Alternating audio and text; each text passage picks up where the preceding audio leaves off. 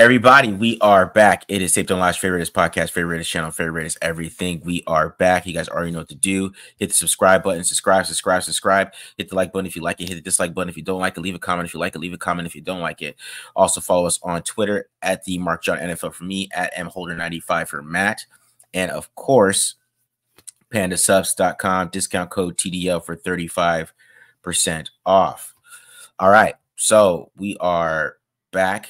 And it's football time, guys. We got some real live NFL football. Got to the preseason a little bit, and now we're here. We're here for some real live NFL football. We got the Raiders versus Chargers coming up on Sunday afternoon. The Raiders haven't won in LA in a long time, so they're gonna be trying to do that. Yeah, since 2020, right? Since Isaiah Johnson, we all thought Isaiah Johnson was gonna be good from that one game. Like, oh, maybe we got something. Maybe we got something. Nope. So, but yeah, other than that, we haven't won. They haven't won there in a long time. They always lose by touchdowns. Not that they don't get blown out. Yeah. It's always by like 24-19, 24-17, 21-14, whatever. So we'll see how this game goes this time. So, what are your thoughts on this game? And you really didn't have too much film to go over because unless you went to go watch Michigan in college. So Yeah, I mean, I think it's definitely a winnable game for him. I mean, I think the underrated part of it, I know Justin Herbert's healthy now and Harbaugh's playing the mind games. Like the NFL is making us list him on the injury report and all that stuff. But I do think like the underrated part about him missing so much time in camp is one, he's picking up a new offense. And granted, he's picked up a bunch. And I know he's a smart guy. But on top of it, too, like you look at the Chargers and what they've done in the offseason, they had so many different moving parts and so many like different weapons. Like Josh Palmer's is number one now. Lab McConkey comes in. Those guys replace Keenan Allen and Mike Williams. The only one he has familiarity with is Quentin Johnston, who is buried on the depth chart because he can't catch the ball right now. Even at tight end, even at running back, they took away his check down. So I think with that, like this could be a very winnable game for him. I think I talked about it a few weeks ago. I expect this to be kind of similar to the Vikings game last year where it might be, a 3-0, 10-7, 13-10 type of game. Yeah. If I'm betting, I'm taking the under, that's for sure.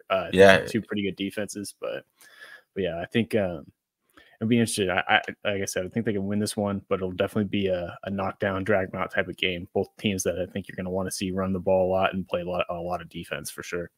Yeah. What are your thoughts on Kuntz being out? We're hearing it's not serious. They're saying that it's not serious, but we don't know yet really what they're trying to tell us. But what are your thoughts on him being out and Tyree Wilson coming into play? Well, honestly, I wouldn't be surprised if it's Denarius Robinson. I mean, we saw from the preseason. Like, I don't know if Pierce has said. I missed that part. If I did, I apologize. I don't know if Pierce has said Wilson's starting for sure, but like I said, if you followed us in the preseason, Denarius Robinson looked better than Tyree in the preseason for sure. Mm-hmm. But on that, I think missing Kuntz, like if you're going to miss him, like this is probably the week to do it because of what I was talking about. Like I said, I think he's made a ton of growth for the run, and I think he's become like a solid run defender, but he's always going to be like that pass rusher first. Yeah. But yeah, obviously being down a defensive lineman, and we've talked about, the depth being an issue for the Raiders as a whole. Like this was not exactly the comforting way to start the season with a guy that's a projected starter not being able to play and kind of mysteriously going down with a knee injury in practice, which never good to hear. So again, I think if he's going to miss a game, it's this one against the Chargers. And you could probably even say next week against the Ravens, who are running first team, which at the very least, like that's like the best of a worst case scenario, I guess, is where I'm going with that. Yeah. So, looking at the offense of what the Raiders going to face, I mean, Greg Roman is Greg Roman. I don't know if that's going to change. He's been Jim Harbaugh and Greg Roman have been running the same offense for years. It's not really changed too much. It's just they are run game just aficionados. Yeah. And there's this one play I'm going to show that where like they have like counters going both ways, so like everybody has to stay. So and like you know what I mean? It's just so these type of things that they do, right? It's very diverse. I mean, they'll add in some wide zone every once in a while, but it's mostly power. It was like really heavy power with both of them. The Raiders have to be ready for the keys though. They have to. Okay, so Gus Edwards is on the field. They're probably not going to pass. They got to be ready for those things. If J.K. Dobbins is on the field, there's a chance it might be both. But Gus Edwards, I'm like crashing. I mean, if they get play action and they kill us behind it, I'm taking my chances because Greg Roman does not throw the ball to Gus Edwards. And like I said, these are literally the same running backs. It's the same running game coming over here. Yeah. Right. It's J.K. Dobbins and Gus Edwards. And that's what I'm showing on film. I went to 2022 and I looked at J.K. Dobbins and Gus Edwards and see how the Bengals kind of handle them. And, they did a lot of over fronts, mix it up a little bit. But when they had 4 guys down, man, they were getting mauled. So that's the thing. So this could be a huge game for the linebackers like Diablo and Spillane. I don't know if they bring in, I don't know, Tommy Eichenberg might have to play this game. I don't know how healthy he is, but this is a Tommy Eichenberg game. You know what I mean? Yeah. Like, maybe Luke Masterson didn't have a good preseason, but he looked better last year against the run. They might have to put some Masterson in there. I think, Trayvon Moehrig and Marcus Epps, they're going to have to play the run too. It's not going to be, it's not on their D-line. This is a group effort. Yeah. Like Nate Hobbs got to come to play. Go ahead, my bad. That's what I was going to say. Nate, one thing that they did, I remember last year, like they put Nate Hobbs in the box a lot. Obviously, different offense against the Chargers. And like I said, a lot of moving parts, but I wouldn't be surprised if they kind of go with a similar philosophy of putting Nate Hobbs almost as that third linebacker and letting him just do what he does best and be a heat-seeking missile and, set the edge and whatnot. Because that was one thing I remember at the beginning of the season, they were doing a lot with him. And he was doing a decent job for a corner to come in and be physical and get involved in the run game. So I wouldn't be surprised if he gets a lot of reps. Maybe even Paul Mao too. Yeah. This is going to be a group effort to stop the run because, if they start passing, I didn't go over the passing game today. I'm just doing the run game because the passing game is just so basic. And I just, I was going to be showing this. It's literally tight end crossers, drive concept, and then high, low, outside, and then a bootleg. They literally 4 plays. I swear. I'm over exaggerating, but it's just, if you watch it on film, it is not that diverse. Let's say that's always been the knock on Greg Roman is like for as complicated and as advanced as a run game is, like his passing game is very simple, and that was part of the issue in Baltimore. Yeah, I mean, and that's the thing. Like, I was watching, and I was like, man, I mean, you could play cover 0 against these guys and maybe get away with it if you got the man-to-man guys. You just don't do that against Justin Herbert. He was 39 for 46 last year when Brian Flores tried to do that against him. And I know, he's not killing more, but still, that's kind of playing with fire. So the Raiders are going to have to play man this game, though. They're not going to be able to sit back and play zone, and they might be able to get away with cover 3, right? But that's what I'm saying. This is going to be a group effort just because they're going to try to run the ball on him, and that has to be the focus to stop that. And then they're going to have to play man-to-man a little bit because they really have no other shot besides that. If they start playing zone, they have to play cover 3. They got to keep somebody in the box. They take somebody out of the box, they're going to get pummeled. So, yeah, I mean, these guys are, I'm telling you, these guys know how to run the ball, and that's going to be the big thing, man. But what are you going over today? Yeah, so like you kind of alluded to at the beginning, with Jesse Minter following Jim Harbaugh over from Michigan, didn't have as much like scheme stuff to go over. When I'm sure there's going to be stuff that he takes over from Michigan, but defending a college offense versus an NFL offense is pretty different with the wide hashes and how prevalent the spread in the RPO game is at the college game. And the RPO game is a little bit different in college than it is in the pros and whatnot. So it was just kind of, I didn't know how much I was going to be able to glean off of that because I imagine it look a little bit different. Usually in college, you have less guys in the box than you do in the NFL and that kind of stuff, which changes a lot. And then, I mean, I could go break down preseason tape, but as we know, that's pretty vanilla. And I don't think everyone needs me to go over cover 3, cover 2, and cover 1 and all that stuff. Teams usually keep it pretty simple. So I'm just kind of focused on matchups. One of them is going to be Asante Samuel versus Devontae Adams. I actually thought Asante did pretty well against Devontae for at least Devontae standards. I know Devontae ended up having 100 yards maybe each game against the Chargers last year, but most of that came when he was lined up against Mike Davis or someone else, and not Asante. I think Asante kept them to 35 yards, and we'll see it. I included them just to show you guys everything, but 3 of the reps I thought were neutral, where Asante or Devontae caught a smoke screen off coverage or stuff like that. So Samuel's pretty good. I think he's one of the better young corners in the NFL. He just doesn't get talked about as much because he's on the Chargers, and no one really cares about the Chargers, if you come to know. And then the other one too is we're going to look back I don't know. Maybe you guys want to. I don't know. Maybe some people want to close their eyes and not watch this part, but we're gonna look back at the max 6 sacks from that first game, just as a learning moment, as a teaching moment to see what shouldn't happen, what's got to change. So yeah. So I kind of just focus on those two guys who I think are two of the better players and two of the key figures on the Chargers defense that has quite a bit of talent on it. Yeah. All right, dude. So let's get into it. I'll go first. So we'll start with the run game. All right. So like I said, this is a diverse run game. One thing they really like to do, which I had to ask Matt what they like to do, is this called a fold block, which you'll see here. So this looks like mid zone, in my opinion, because you see it's a tight end and this guard, right? They're not doing reach blocks here. They're kind of just not moving laterally. They're just blocking the guy in front of him. So it looks like it's more mid zone. But you see this guy right here, 79. This is going to be a regular occurrence. I think that's the Stanley right there. He's going to be moving and looking for somebody constantly, right? And it's really going to be, and I'm going to talk about how the best way to kind of play this is the over fronts, but you're going to still see these guys get beat up a little bit even when they play over fronts a couple times. So you see here, you got Hubbard. He's a wide 9 almost there, and then you got 91 to 7. And you got 3, 0, 3. Oh, yeah, that's 3 right there, right, man? If I'm right about that.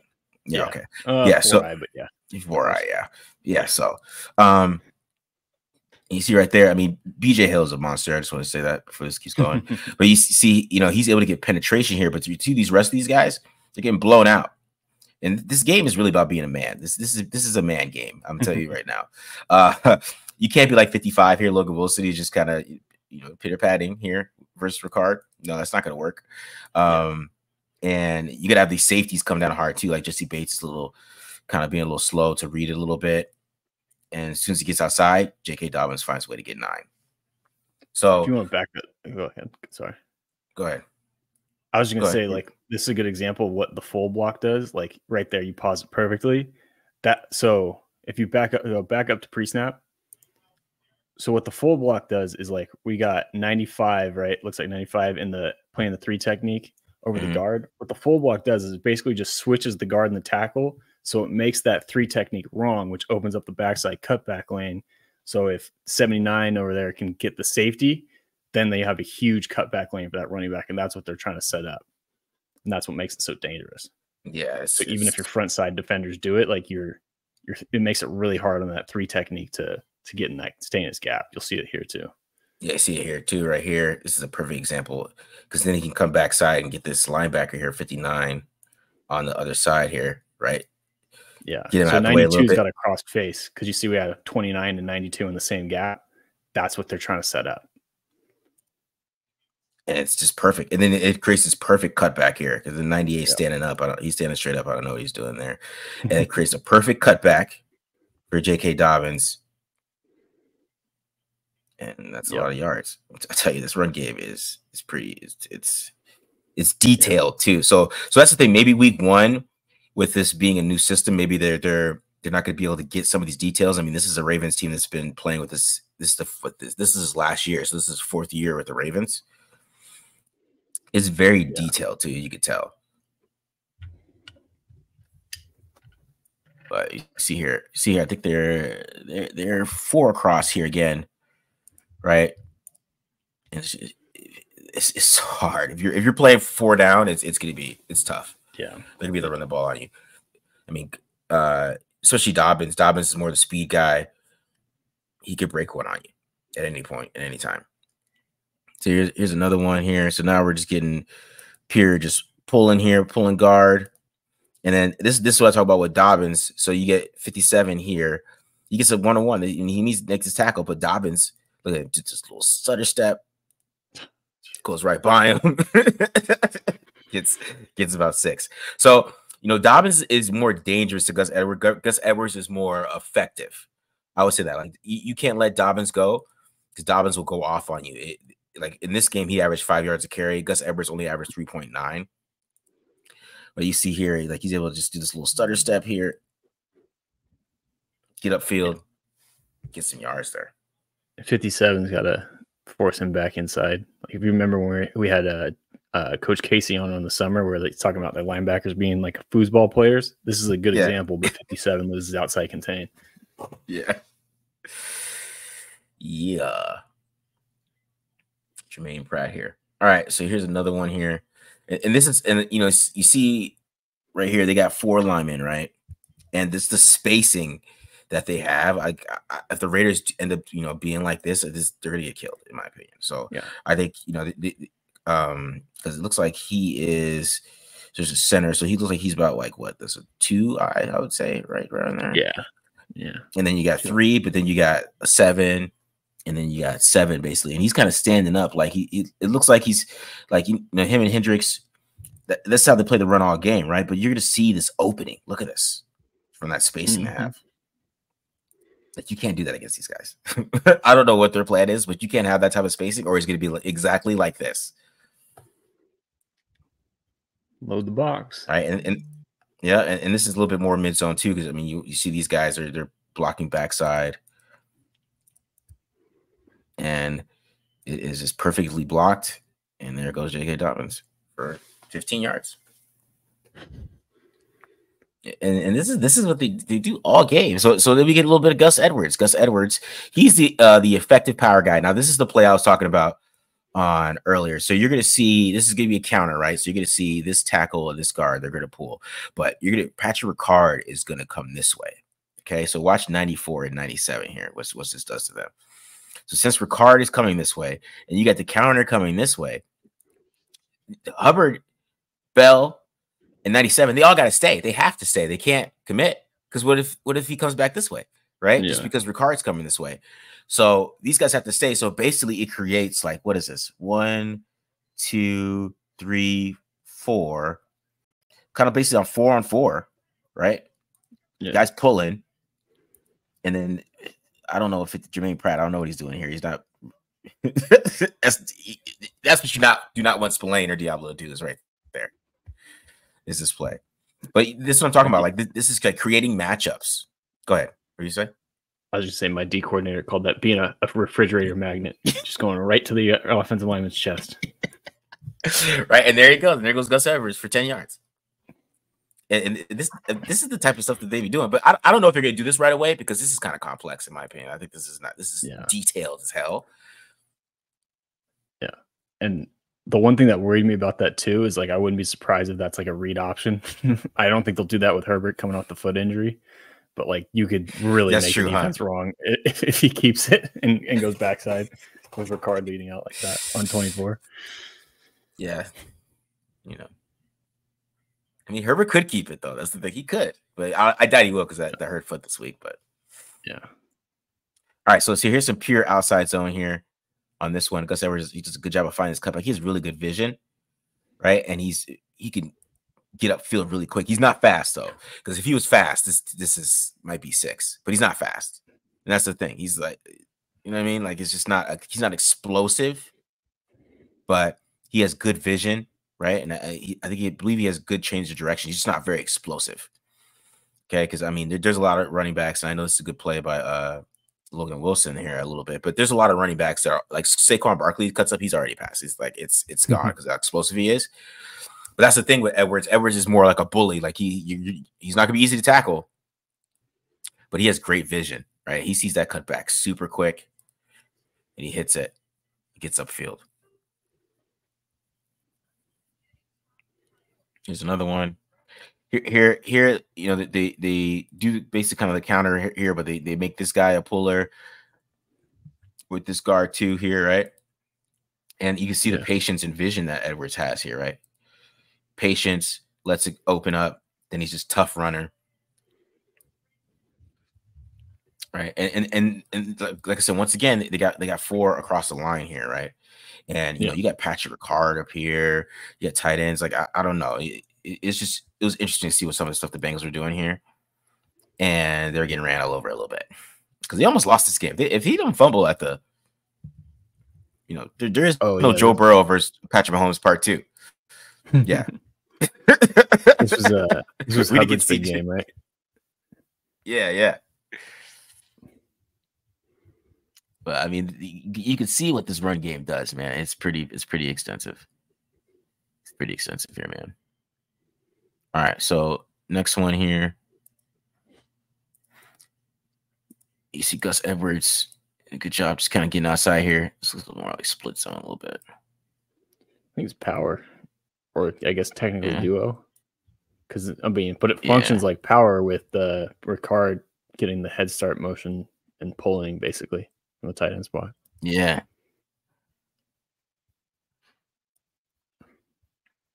I'm telling you, man, I was struggling a little bit with some of the stuff. Come on. Oh, I didn't realize this too. Back it up a little bit. This is yeah. They got Andrews at right tackle and move the right tackle over to the left tight end spot and have the 300-pound fullback. That's effed up, man. I tell you, bro. FU football. You gotta. Are you a man? This is, you know what I'm saying? This is toxic masculinity football right here, bro. I'm telling you. It's a drop your nuts type of game. Yeah, it is, dude. Like you see it. This is kind of they're doing the same thing again. They're getting like the counter kind of. You're getting Ricard moving this way, and the counters going the opposite way. But the Bengals do a better job of playing it this way this time. You see BJ Hill just destroys this guy. But so they have the 5 across, and I like this setup though because there's 7, 7, 3, 0, 3, and I think they're able to kind of get more head up on these linemen this time. But this is all BJ Hill. If BJ Hill doesn't make this play, that's what I'm saying. Like if Christian Wilkins, I'm saying sometimes these guys got to make man plays. That's what that is. That's a man play right there. Grown man. That's nice a grown man play. Hump move. A little Reggie White hump move there.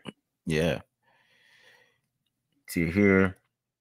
And now you see the one with the mid zone with the full block again. And I like, so you watch the alignment.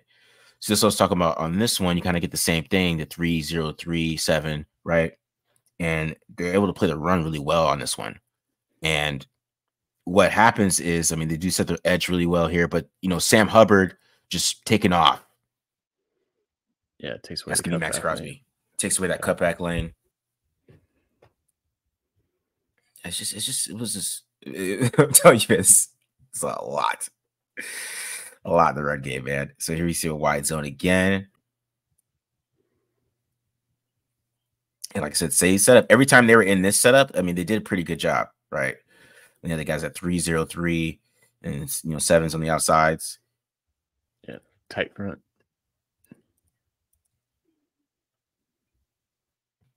It's nice right there. All right. So next one here.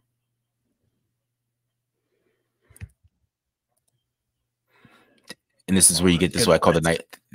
Yeah, that's why this is the Nate Hobbs play right here. So you got to mix it up too, and have the guy come off the edge too, the blitzer. Boom, make a play there. Yeah, that's why I killed it. But the Hobbs could do that, man. Hobbs is almost as good as Hilton in these type of situations, blitzing like that, and that's what you want to see. So you got to mix it up that way too. And I believe this might be the. Let's see once again here. Oh God, this fucked up center pull, and then leave the guard instead of pull the tackle. Yeah, that's crazy shit. Part of the issue is like you just don't see this anywhere else. So it throws you off. You know what I mean? Not many. I don't know many teams that run. I guess counter. I technically pin and pull. I don't know with the center and the tackle pulling. You're not going to see that a ton. Yeah, right. But they play this really well. This is I'm saying this is about being a grown man because you see 95, he's just low. Look how low he gets, right? Yeah. 68, and then Logan Wilson does a good job of just get in there. Jermaine Pratt, he had a terrible game, but Logan Wilson just get in there and make a play. So that's what I'm saying. They gotta be men, bro. Because this is not no pitter pat football this week. No, I'll tell you that, man. It's not. Fight fire with fire. Gotta be physical. Yeah. So here we go. One more. And this is pure power football here. Look at all these guys on the line. That's what I'm saying. If you look at 95, and then you see 26, he's 20. Is Eli Apple. He's coming to play the run, help out, play the run too. It's a group effort, bro. It's a group effort. No. Yeah, man. So I was texting you, man. I was like, what the Yeah, it's brutal. That's a lot of exotic looks, a lot of crazy stuff. Like again, and like I think that's the part of the problem is like you're not gonna see that like a ton throughout the year. So it's not like it's like, okay, yeah, I know how to play inside zone or power. Like it's just so different that like you have different keys that like it makes you think for that half second, and then all of a sudden you're on the heels and a 300-pound offensive lineman's in your lap. You know what I mean? Yeah, it's extensive, bro. Like I was always watching this, like, man, this dude can call the run. I feel like it's all he does is just sit there and think of crazy run plays. I'm like, bro, like this is you got to pass. Best run game coordinator in the NFL. Seriously, bro, because so that's why the Raiders, they have to be ready for that. They have to be ready to stop the run. If they're not, and they can't stop the run, man, we can talk all the football we want, but if you can't stop Greg Roman running the ball, have fun. You're not going to have the ball. Yeah. Right. And then just the Raiders going to throw the ball 10 times. Yeah. And then the Raiders want to run the ball too. So then they're really never going to have the ball because they're not going to be able to get their game going. Right. And then, yeah, it's important. They have to stop the run. I don't know. I hope Spillane and Diablo and those linebackers, they're ready. Hobbs got to be ready too. I mean, Moreg, all those guys, you know, if it sounds terrible, it's going to sound crazy, but if Justin Herbert, if you have him throwing 35 times, I think you're in a good spot with Greg Roman. Yeah. If you have a really talented quarterback throwing 35 times, yeah. And I mean, that's the scary thing too, is like, if you think about it, like, I mean, Greg Roman's never had like a passer like Justin Herbert, but again, I don't think it schemes anything, and they're still going to be a running first team. But yeah, that's some crazy stuff. I can see why Jim Harbaugh was like, you know what, I'm going to get an offensive tackle instead of getting a wide receiver with my fifth pick. Yeah, because that's the dynamic with me when I'm watching is like, man, because even after watching the passing game, I was like, man, like you want him to pass, but do you want Justin Herbert to pass? You know what I mean? Yeah. Like, because think of the quarterbacks like Alex Smith, Tyrod Taylor, Colin Kaepernick. I mean, Lamar Jackson is probably the best passer of all those guys, but they're not Justin Herbert. You know what I mean? So yeah, man. All right, dude. Let's see what you got here with Asante Samuel and Khalil Mack, giving people bad memories here. Cool. All right, going to start off, like I said, going over a few neutral reps versus with Asante Samuel and Devontae, just to kind of paint the whole picture. Like here, you can see 2nd and goal, I think, from the 9. Raiders get off coverage, so they throw a little smoke screen out to Adams. Hopefully, you make Asante Samuel miss, who does have quite a few missed tackles. I think he was up there like top 25, or bottom 25, I should say, in missed tackle rate for corners. But again, makes a nice play there. I think sets up 3rd and 5, 3rd and 4 from the goal line. Defense will take that. Offense will take that. Pretty neutral. This one going to be a little out route versus off coverage. Again, nothing really after the catch. Pretty neutral. Defense is giving that up, especially with no safety help, and at least keep them outside of the sticks.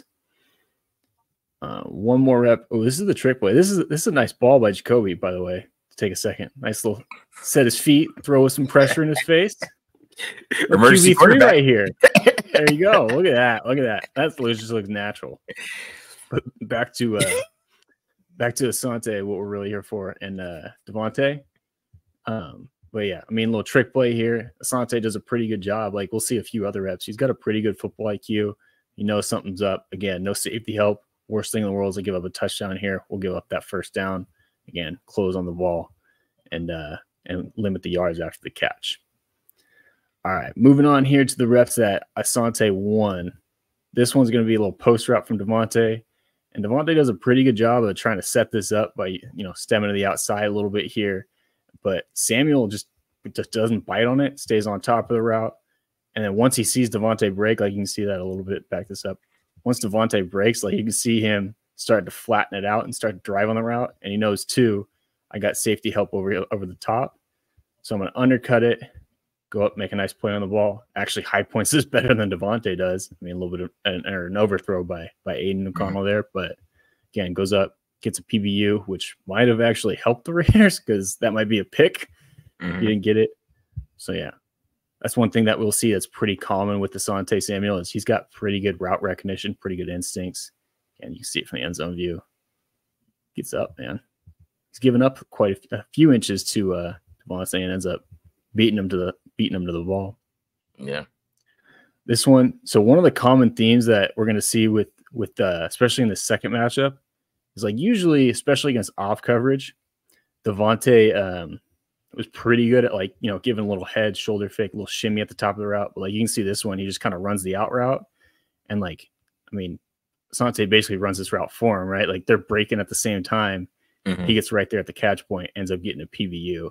This is one thing this is part of the reason why I think Asante is one of the more underrated corners in the league. Like, got great ball skills and got great route recognition to be able to jump routes. Yeah. See a similar one here. This one's going to be a dig. Devontae stems it inside, does give a little stair step, but no wiggle at the top of the route. And I mean, just watch Asante here. Like, again, breaks on it as soon as Devontae does. Same thing, plays it perfectly. This is a hell of a rep, man. Ends up getting another PBU, played through the back of Devontae right there, too. So, that's what I'm talking about, man. Like, tell you what, Asante Samuel, I know Patrick Surtain gets more love and just got the bag. Asante Samuel played better against him than Surtain did, in my opinion. So, yeah. Especially the second game. The second game, he played really well against him, actually. Yeah. So, let's see. This is the one I'm looking for. All right. So, yeah, this is the one I'm looking at. So, this is where we're going to see like the big difference. Now, to give Asante a little bit of slack here, this is the third quarter when it was already like 42-0 and the Chargers had quit like 2 quarters ago. And he is playing, 10 yards of cushion here. But what I want you guys to see is like Devontae at the top of the route is going to give him a little head fake. And look what that does to Asante's ability to break on it. Now, again, he's playing way off, so I understand that, but kind of ignore that for a second and humor me for a little bit here. Like, you can see how he's like not quite as fast and stumbles out of his break because, again, if you watch this little shimmy here from Devontae, he's giving him something to think about rather than those other 2 reps where he just kind of ran the route and got to his spot. So I think that's going to be the big thing, especially in off coverage for Devontae, is he giving him something to think about, giving him a little wiggle at the top of the route to kind of keep him on his heels and keep Asante guessing. Because if you don't, this guy's too good and he has too good of instincts that he's going to jump the route. So that was one of the things that I noticed that was the biggest difference between like this rep and a few of the other ones where you kind of every single time you got to be able to give him something at the top of the route to think about. Otherwise, he's going to jump it.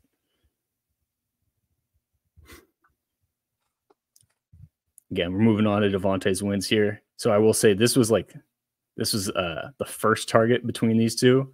And this was like, I'm pretty sure the only time Asante Samuel lined up and pressed against Devontae. I just don't think that's really part of his game. And this is catering to Devontae's strengths because this is just went off the line of scrimmage. Boom. Easy money on the slant. And again, like you can see it a little bit here, like even on this shorter route, Devontae makes him hesitate at least by like getting the square and give him a little something at the top of the route. Also, nice job of slowing down in the window. Make that catch and then get up the field. Yeah. That's a pro's pro right there. There you go. Exactly. So, biggest thing for Devontae. All right. Moving on to Khalil Mack. We're going to watch the sacks here. Again, I apologize if giving anybody a little PTSD here. It was painful for me to watch too. This first one is going to be a stunt. If you remember from last year's preview, this was something that was pretty good for the Chargers last year. So I imagine Minter is going to carry it over and use it too. Thule here, 45. He's their like pass rush guy. He's their third edge behind Bosa. He might have a bigger role now that Bosa's banged up, even though I know he's playing tomorrow. But like what Thule is really good at is setting up these stunts. Like you can see him, he attacks Greg Van Roten to make it sell the regular rush, and then works wide and ends up picking Jermaine Illuminor. So this is a big thing. I know Greg Van Roten's not there anymore, but if that's going to be Dylan Parham or Cody Whitehair or whoever, like you got to kind of feel this and see Matt coming, looping around, and then pass this off. Because right here, Jermaine Illuminor has got control of Thule or enough of them that GVR can open up and get Mac, because Mac's pretty good on these stunts. Like you'll notice here, like does a pretty good job of working flat to put pressure on Van Roten. And I mean, he ends up getting the sack, and you can see GVR have the oh shit moment.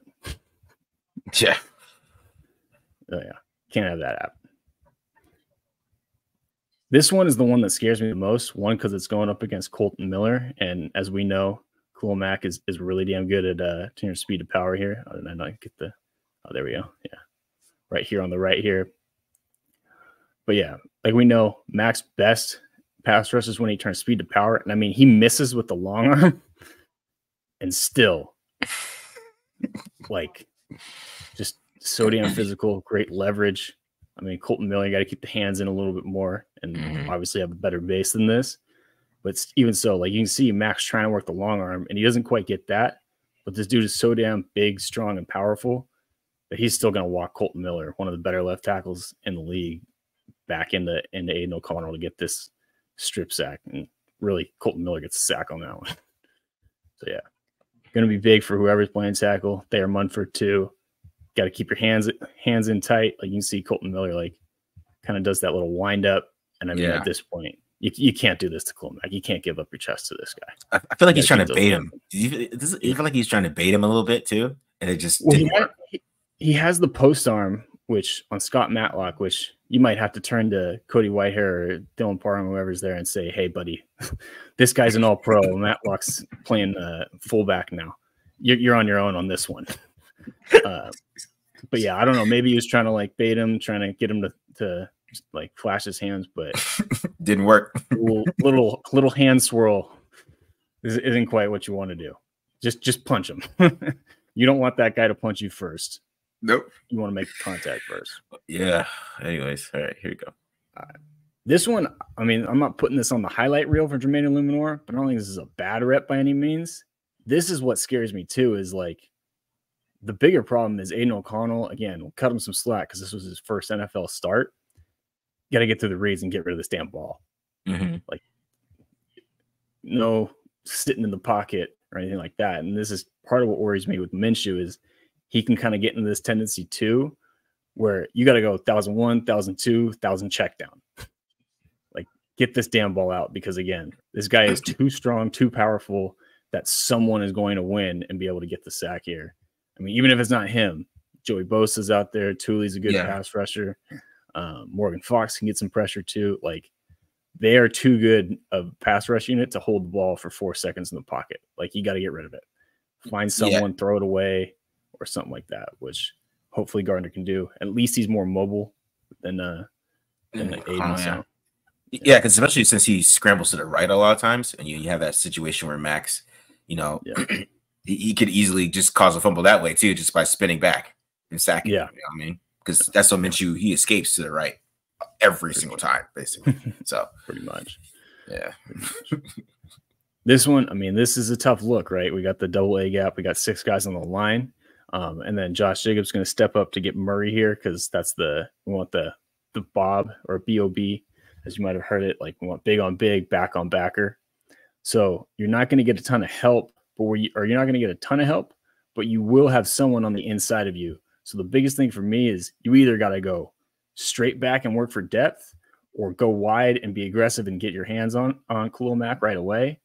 What you can't do is what Jermaine Illuminor does here, and I'm pretty sure this is the one where he does neither. Oh, no, he just gets beats around the edge on this one. Yeah, we got it. Like, our first step has to be wider than that. Like, I'll put my cursor on his mouse. Let's see how much. Maybe gain 6 inches of space. Yeah, we either got to go wide fast, because again, if Matt comes inside, hey, at least we have bodies in the way to protect against him. Whereas if you just give him the edge like this, especially with no back help to help set the edge on the outside, like, you're screwed, because that guy can bend and he will get the sack. So we either got to work out and get him right away, or work backwards and force him to go inside to our help, especially against these types of looks. Kind of got to know where your help is in pass protection at all times when you're lined up against that guy. All right, this one was honestly just a failure by everybody else. Like, Khalil Mack's actually you're gonna see him try and like contact or disrupt Jacobs' route. But I mean, Dylan Parham, we got to be better than that. This little line game. I mean, Colton Miller goes to pick, Andre James gets fooled by it. Colton Miller ends up falling on his face. Like, this one was Mack's least impressive sack. I mean, the dude goes out of the picture.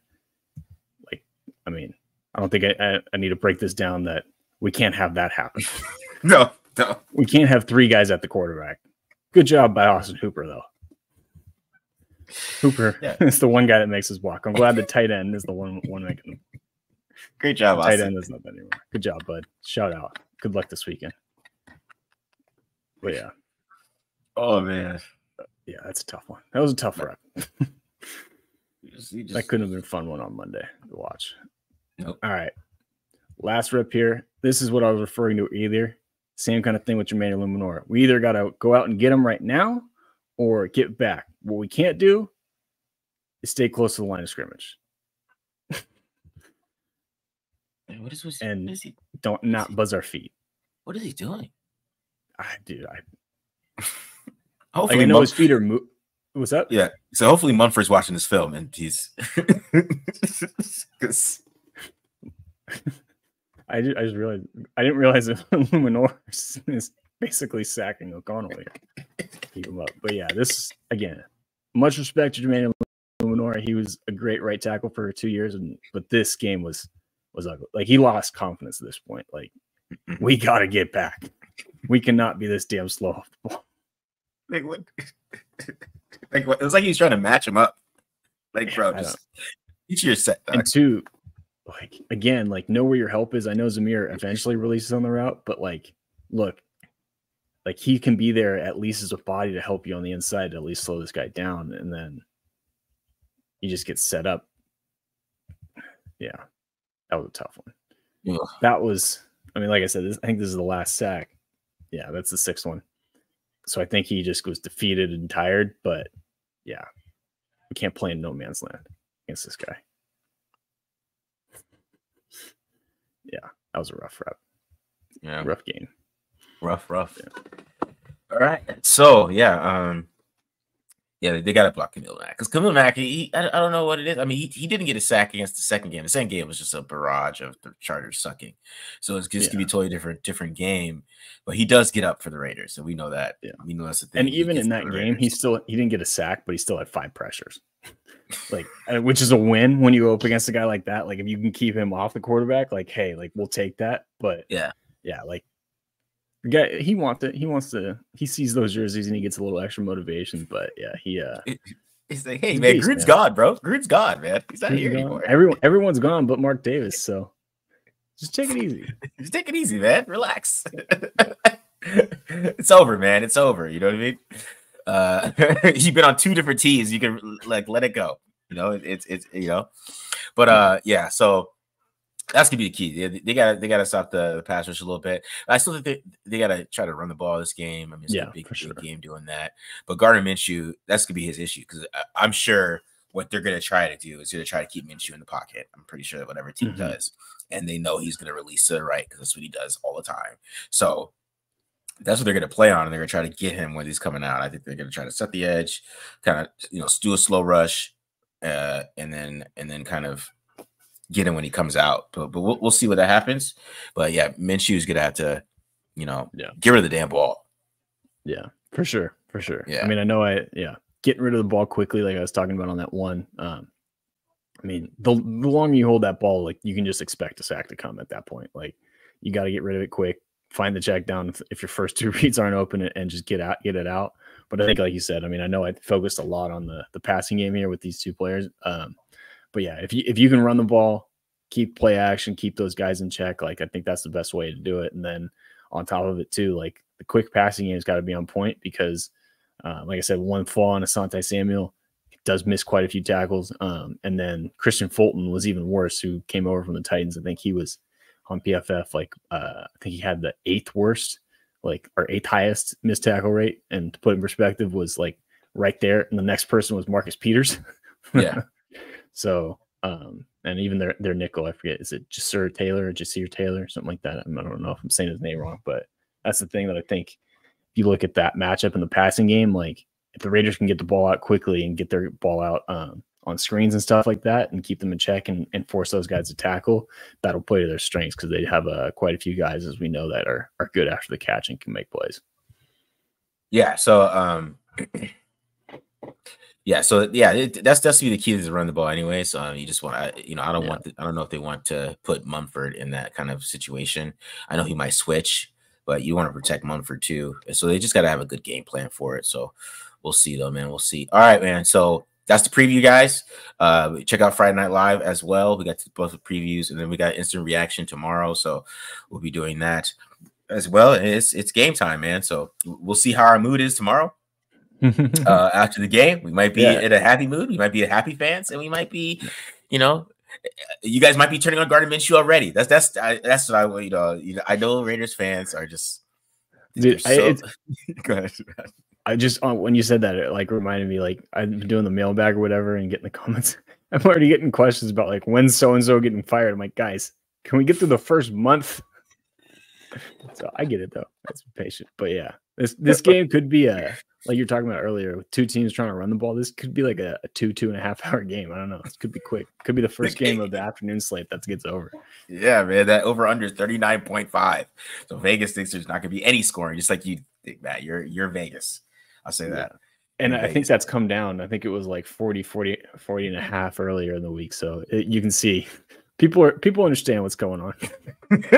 They see what's about to happen. Yeah. All right, guys, we're out of here. Hit the subscribe button. Subscribe. Like I said, we're gonna be here all season. You're gonna get the all the breakdowns, the film breakdowns for this game this week. So make sure you guys check that out. And we're out of here. See you guys. Peace.